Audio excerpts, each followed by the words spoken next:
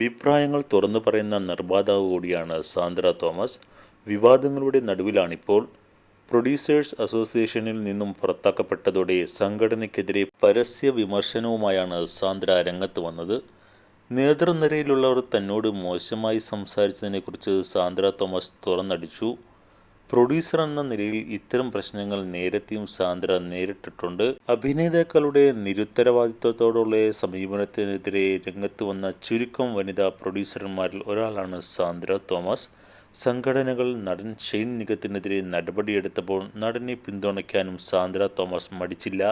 ഇപ്പോഴിതാ സിനിമാ ലോകത്തെ തൻ്റെ അടുത്ത സുഹൃത്തിനെക്കുറിച്ച് സംസാരിക്കുകയാണ് സാന്ദ്ര തോമസ്. ഒരു പ്രശ്നം വന്നാൽ തന്നോടൊപ്പം കൂടുതൽ സമയം സംസാരിക്കുന്നത് ബാബുരാജാണെന്ന് സാന്ദ്ര തോമസ് പറയുന്നു. അതേസമയം സഹോദരങ്ങളെ പോലെയാണെങ്കിലും ഭയങ്കര വഴക്കും നടക്കാറുണ്ടെന്നും സാന്ദ്ര തോമസ് വ്യക്തമാക്കി. കണ്ടു നിൽക്കുന്നവർ പേടിക്കുന്നത് പോലെ അങ്ങോട്ടും ഇങ്ങോട്ടും ചീത്ത പറയും. എനിക്കെങ്ങനെ പറയാൻ സ്വാതന്ത്ര്യമുള്ള ഒരാളാണ് ബാബുരാജ്.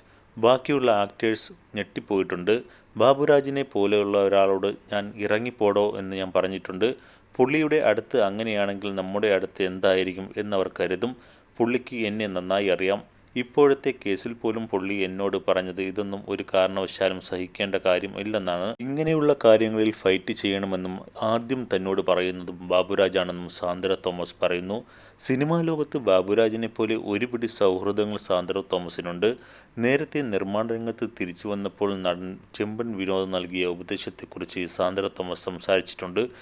നീ ഒന്നുകൂടി ആലോചിച്ചിട്ട് വന്നാൽ മതി. പഴയ സാഹചര്യമല്ല ഇപ്പോഴുള്ളത്. ഇപ്പോൾ എല്ലാം മാറി. എല്ലാവരും കെമിക്കൽ ഉപയോഗിക്കുന്നവരാണ്.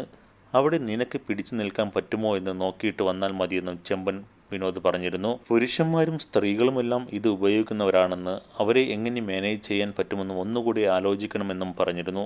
അതൊന്നും കുഴപ്പമില്ലെന്ന് കരുതിയെങ്കിലും വന്നപ്പോഴാണ് ഇത് എളുപ്പമല്ലെന്ന് മനസ്സിലായത്. അതുവരെയും ഇത്ര മാനസിക സമ്മർദ്ദത്തിലൂടെ ഞാൻ കടന്നു പോയിട്ടില്ല. ഇക്കഴിഞ്ഞ വർഷങ്ങളിലാണ് താൻ ഏറെ സമ്മർദ്ദം അനുഭവിച്ചതെന്നും സാന്ദ്ര തോമസ് തുറന്നു പറഞ്ഞു.